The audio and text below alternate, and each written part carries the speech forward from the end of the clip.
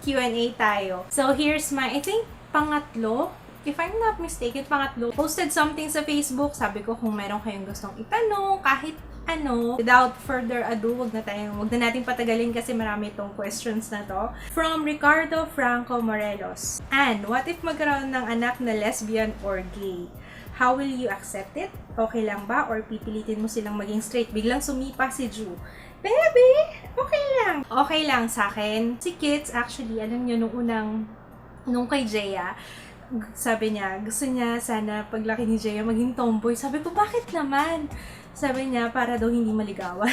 Walang, sipa na sipa sa baby, oh. Babe. Walang issue sa akin doon. Kung ano man siya, tatanggapin ko siya. I will love him or her just as much.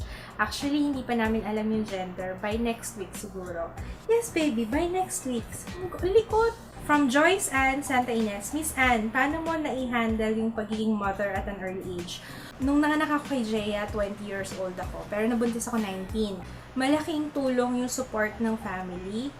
Lalo na yung parents.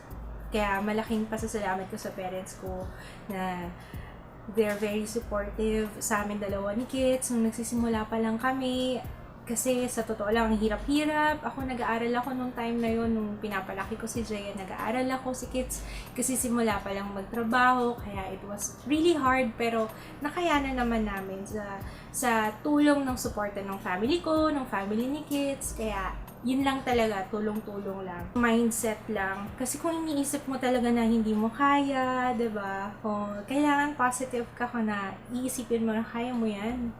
Wala sa age yun. Kasi once na maging nanay ka, yung instinct mo or yung pagiging nanay mo talaga yun ang mangunguna eh. From Queenie Alair, Ate Ann, paano nyo po na-handle yung bad comments? Dinadamdam nyo po ba o keber?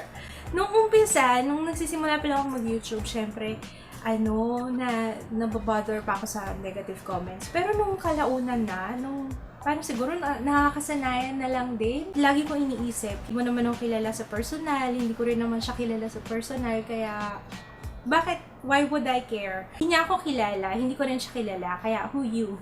Hindi, joke lang. From John Lloyd Jael Villamor, kung may isang bahagi ng mukha mo gusto mong palitan o iparetoke, ano ito at bakit? Actually, naisip ko na to dati pa. Sabi ko, gusto kong magpagawa ng ilong. Pero sabi ko, pwede naman daanin sa contour eh. Bakit mapapagawa yung nose?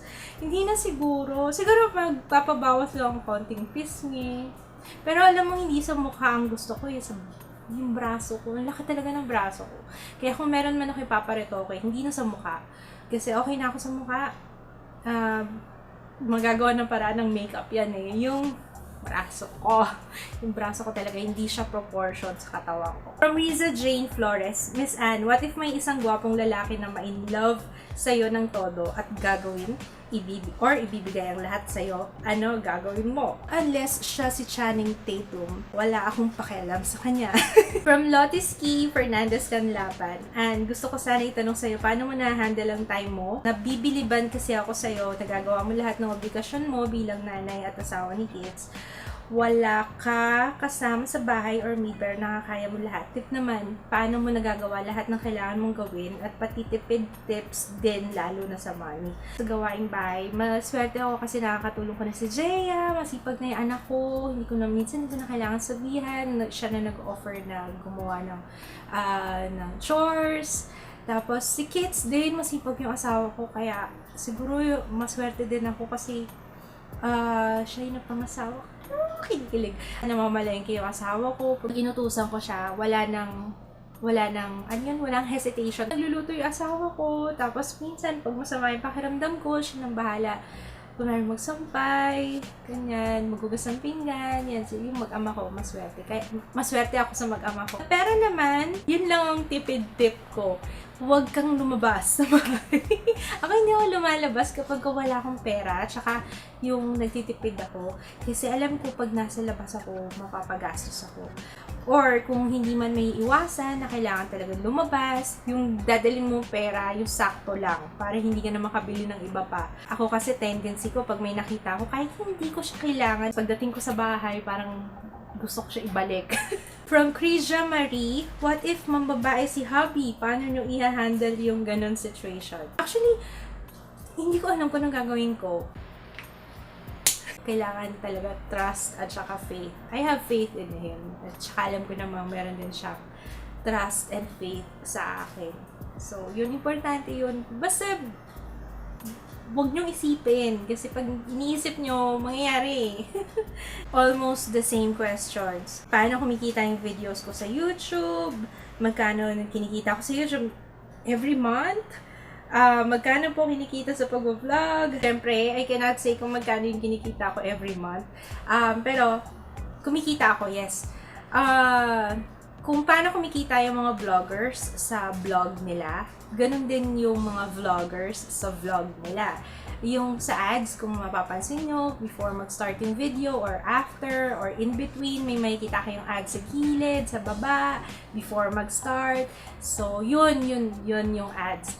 Depende kasi, walang fixed rate kasi syempre depende sa views, depende sa sipag mong gumawa ng video, kaya pag masipag kang gumawa ng video, mas more chances of winning. Malaking tulong na rin sa amin yung kinikita ko sa pag-YouTube, hindi lang sa pag-YouTube kasi may dalawa akong channel, meron din akong vlog, so yun. Okay naman, business is good.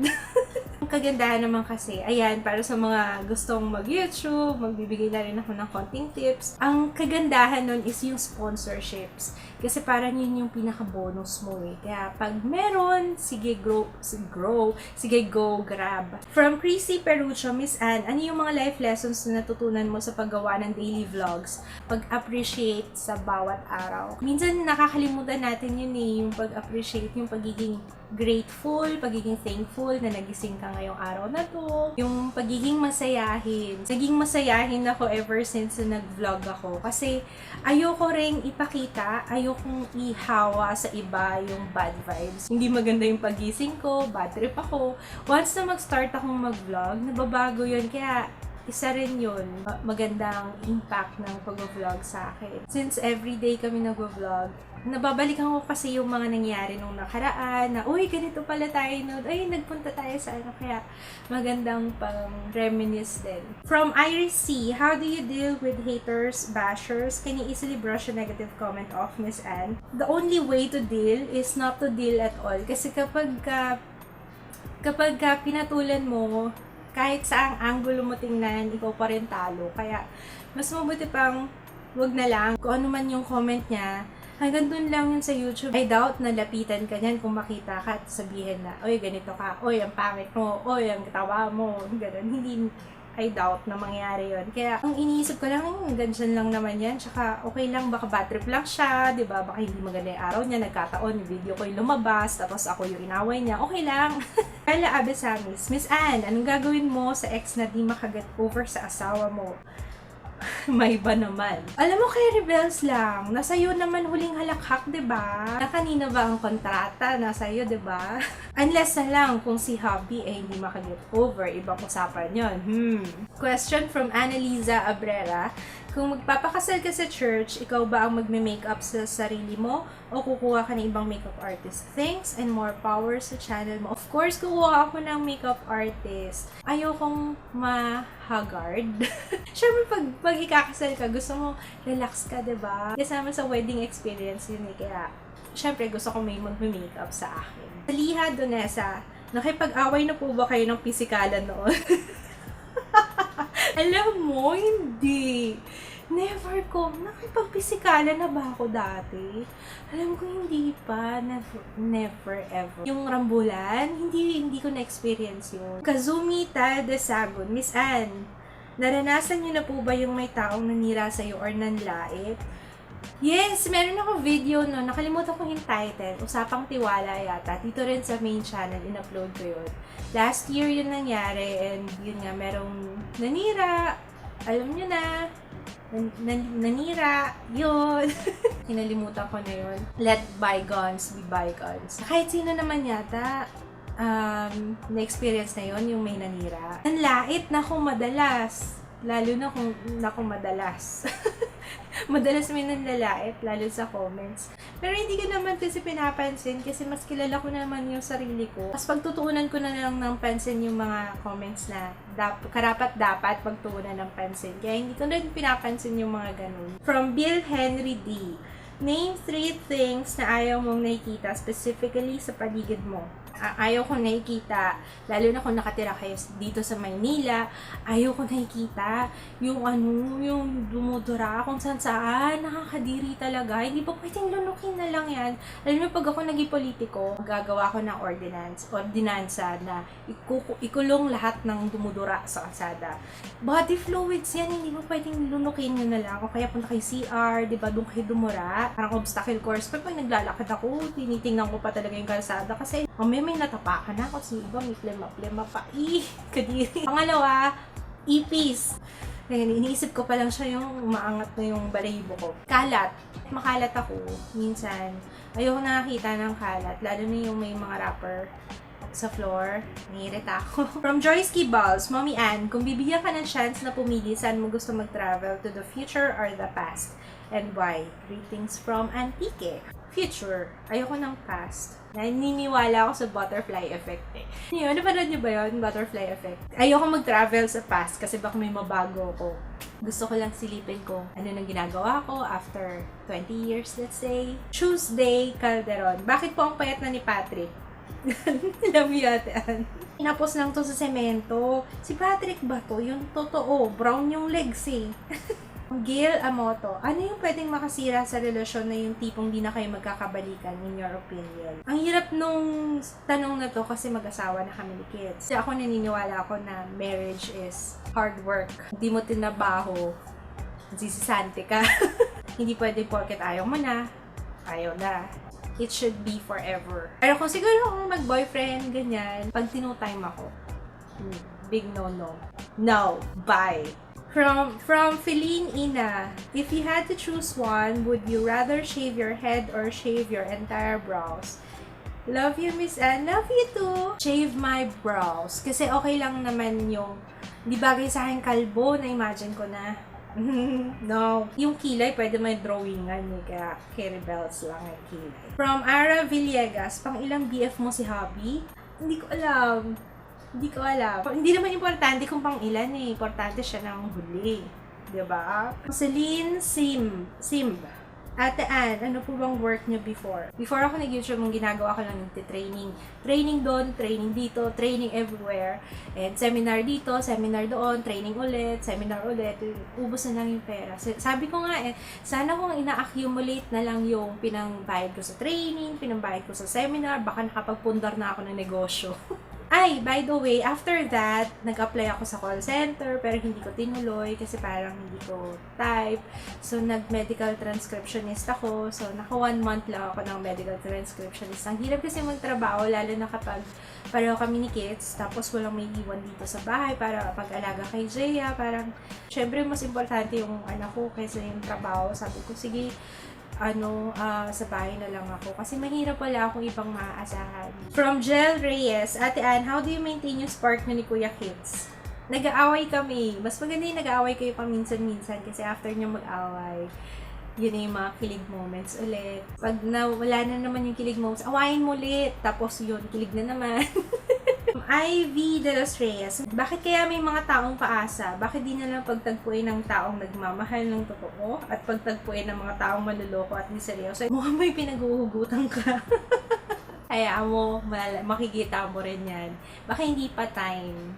From Joy Lecciones, ang ganda ng thumbnail mo. Miss Anne, bakit 750 na lang ang Ariel? Bakit na bagay yung thumbnail mo sa question? Bakit nga ba 750 na lang yung Ariel? Kasi ganito yan. According sa research team ng Ariel. Akala mo seryoso. Joke lang. I don't know. From Jonah May Hamon Sibal, Miss Anne, anong story behind ng nurse? Bakit hindi mo siya ginagawa ngayon? Malaking disappointment para sa akin kasi ang dami ko nasayang na pera sa seminar, sa training na nabaliwala. Tapos apply dito, apply doon, training dito, training doon, volunteer. sabi ko parang nasayang na yung oras ko. Sana ginawa ko na dati pa. Nag-YouTube na lang ako. Di sana mas okay.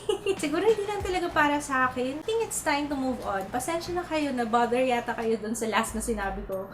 Dun last video ko. Pero wala yun. Wala na sa akin yun. Nakapag-move on na ako. That's it. Yun lang yung mga questions. Maraming salamat sa lahat ng nag-send ng questions nila. Please do thumbs up kung gusto niyo pa nitong mga ganitong Q&A. Nag-enjoy ako sa pagsagot. Maraming salamat. Sana na-enjoy niyo. Paulit-ulit, ate. Yun lang. That's it. Thank you for watching. Bye!